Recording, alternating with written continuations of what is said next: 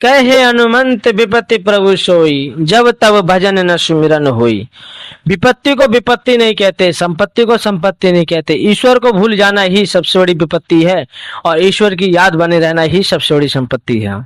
नमस्कार, आप सभी का मेरे YouTube चैनल पर स्वागत है। जो भक्तजन मेरी वीडियो पर नए हैं तो चैनल को सब्सक्राइब कर लें। मैं श्री रामचरितमानस सुंदर कांड से एक प्रसंग सुनाने वाला हूँ, अति सुंदर है।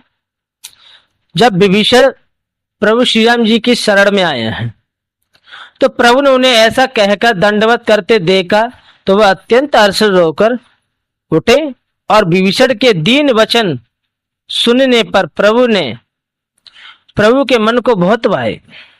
तो उन्होंने श्री राम जी ने अपनी भुजाओं से पकड़कर उनको हृदय से लगाया और उन्हें आसन दिया। विभीषण आसन पर बैठे और श्री राम जी कहते हैं विभीषण से कि दिन रात दुष्टों की मंडली में बसते हो, ऐसी दशा में हे सके तुम्हारा धर्म किस प्रकार निभता है। मैं तुम्हारी सब रीति आचरण व्यवहार जानता हूं।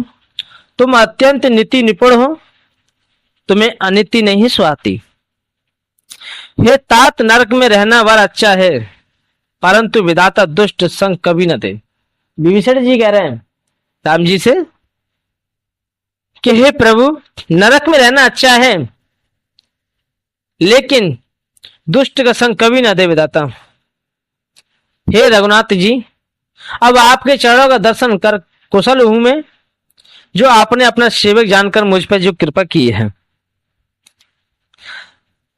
तब तक जीव की कुशल नहीं है, न स्वप्न में भी उसके मन को शांति है, जब तक वह शौक के घर काम और विषय कामना को छोड़कर प्रभु श्री राम जी को नहीं बचता।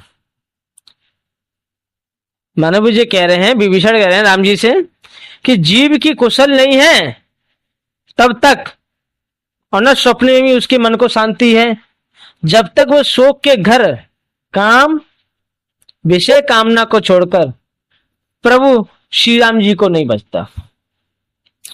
और क्या कह रहे हैं विभीषण कि लोभ, मोह, मद और मान आदि अनेकों दुष्ट तभी तक हृदय में जब बसते हैं जब तक कि धनुष बाण और कमर में तरकस धारण किए हुए श्री रघुनाथ जी हृदय में नहीं बसते।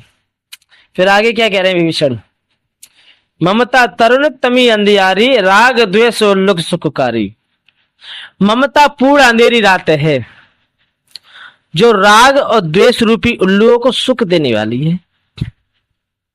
वह ममता रूपी रात्रि तभी तक जीव के मन में जो बसती है जब तक प्रभु आपका प्रताप रूपी सूर्य उदय नहीं हो जाता हृदय में। हे श्री राम जी, आपके चरण बिंद के दर्शन कर अब मैं कुशल हूं। मेरी भारी जो भय थी वो सब मिट गई। हे कृपालु, आप जिस पर अनुकूल होते हैं उसे तीनों प्रकार के भवशूल आध्यात्मिक, आदि देविक और आदि भौतिक ताप नहीं व्यापते। मैं अत्यंत नीच स्वभाव का राक्षस हूं। मैंने कभी शुभ आचरण नहीं किया, जिनका रूप मुनियों ने भी ध्यान में नहीं आता। उन प्रभु ने स्वयं हर्षित होकर मुझे हृदय से लगा लिया। मैं कितना बड़ा भाग्यवान हूं। हे कृपा और सुख के पुंज श्री राम जी, मेरा अत्यंत असीम सौभाग्य है जो मैंने ब्रह्मा और विष्णु और शिव जी के द्वारा सेवित युगल चरण कमलों को अपने नेत्रों से देखा। श्री राम जी ने क्या कहा विभीषण से, हे सखा सुनो, मैं तुम्हें अपने स्वभाव कहता हूं, जिसे काकभूषण जी, शिव जी और पार्वती जी भी जानती हैं। क्योंकि मनुष्य संपूर्ण जड़ चेतन जगत का द्रोही हो, यदि वे भी भयभीत होकर मेरी शरण तक कर आ जाए और मद मोह और नाना प्रकार के छल कपट त्याग दे, तो मैं उसे बहुत ही शीघ्र साधु के समान कर देता हूं। वो कह रहे हैं, प्रभु श्री राम जी कह रहे हैं विभीषण से कि संपूर्ण जड़ चेतन जगत का द्रोही हो, कह रहे हैं कि सबका द्रोही हो, सबसे द्वेष करता हूं, और वह भयभीत होकर मेरी शरण में आ जाए। मद, अहंकार, जब वो मेरी शरण में आए तो अहंकार, मोह और नाना प्रकार के ये छल कपट हैं उनको त्याग दे, तो मैं उसे बहुत ही शीघ्र साधु के समान कर देता हूं, फिर तो मैं उसे साधु बना देता हूं। संसार से द्रोह करने वाला हो, और जब वो मेरी शरण में आता है तो अहंकार नहीं होना चाहिए। मेरी शरण में आए तो अहंकार नहीं होना चाहिए, मोह है, नाना प्रकार के छल कपट हैं, उनका त्याग कर कर मेरी शरण में आए तो मैं उसे साधु के समान कर देता हूँ, साधु बना देता हूँ।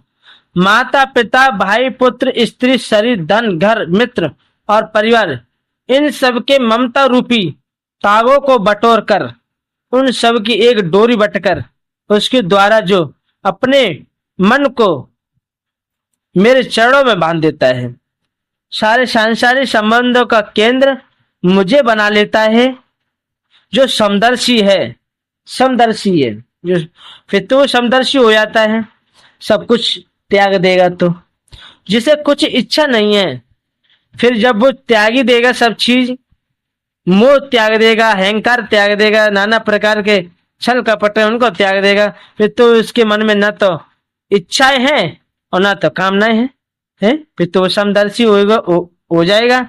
और जिसके मन में हर्ष, शोक, भय भी नहीं है, फिर शोक और भय भी नहीं है। और क्या कहना है श्री राम जी? ऐसा सज्जन मेरे हृदय में कैसे बसता है, जैसे लोभी के हृदय में धन बसा रहता है।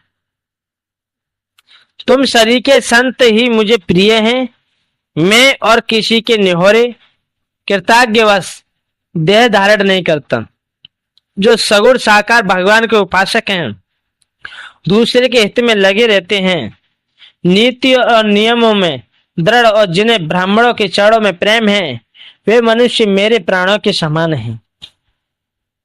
सुनो, श्री राम जी कह रहे हैं विभीषण से, तुम्हारे अंदर उपयुक्त सब गुण हैं, इससे तुम मुझे अत्यंत ही प्रिय हो।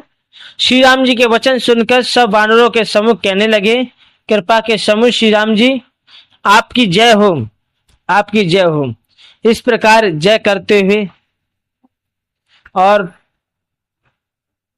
अत्यंत प्रभु की इस प्रकार गुणानुवाद होते हुए अब मैं अपनी वाणी को यहीं पे विराम देना चाहता हूं। जो भक्तजन हैं जिन्होंने ये वीडियो देखी है, तो आप भी यही शिक्षा लीजिए कि कितना भी हम पाप कर्म करें, कितना भी हमने पाप कर्म किया हो या संसार से बहुतों से द्रोह किया हो, जो परमात्मा के सम्मुख जाता है, जो परमात्मा के चरणों में जाता है, तो अपने अंदर से अहंकार, मोह, नाना प्रकार के छल कपट को त्याग दे और परमात्मा के चरणों में हो जाए। जो परमात्मा के चरणों में हो जाते हैं, परमात्मा के चरणों में आते हैं, तो प्रभु श्री राम जी उनके सारे पापों को नष्ट कर देते हैं। तो मैं अपनी वाणी को यहीं पे विराम देना चाहता हूं। जय श्री राम, जय श्री।